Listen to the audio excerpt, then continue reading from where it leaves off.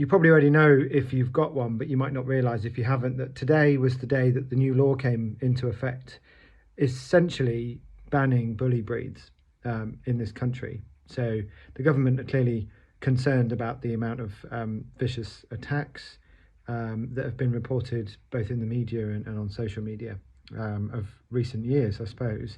I guess what I've got mixed opinions. I wanted to know what people thought, because I think it can be too easy to just blame the dog when, some of the ones that we hear about, while, horrific, and I really super like sympathise with the families and stuff, and, particularly those of children who are just, going about doing what children do and end up getting mauled and in some cases killed by the dog.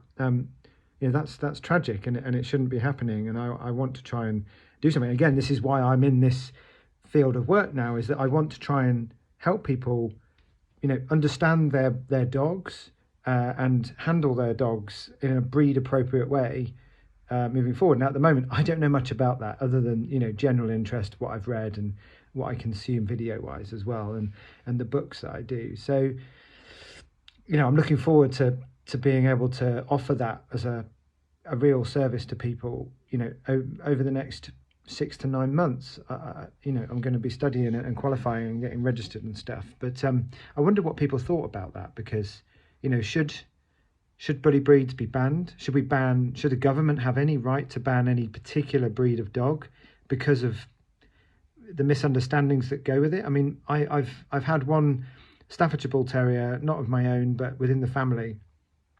She's still in the family, the extended family, and she's a gorgeous dog. She's a beautiful dog. She's really friendly. She's funny. She's full of personality. She'll lick you to death if you let her, but she won't bite you.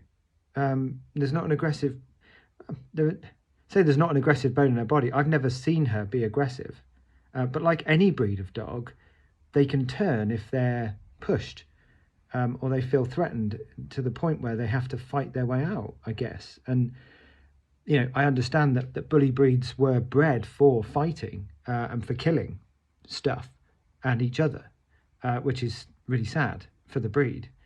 And I know that still goes on in an illegal sense, but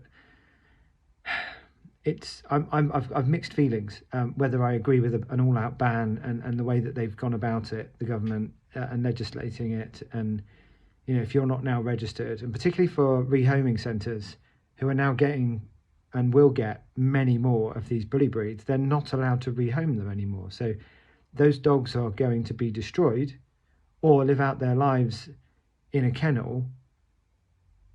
And while they're in that kennel, other dogs can't go there. So rehoming centres might be keeping a bully breed for up to 10 years until it expires naturally. And all that time they've got to feed it, water it, exercise it, keep it muzzled.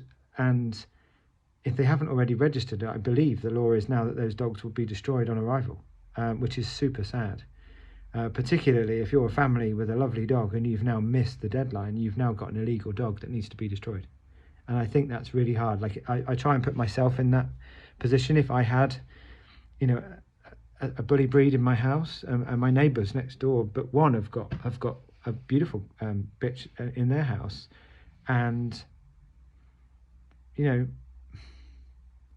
it's just sad. It's kind of sad. It's a sad day. What do you think? Tell me in the comments below.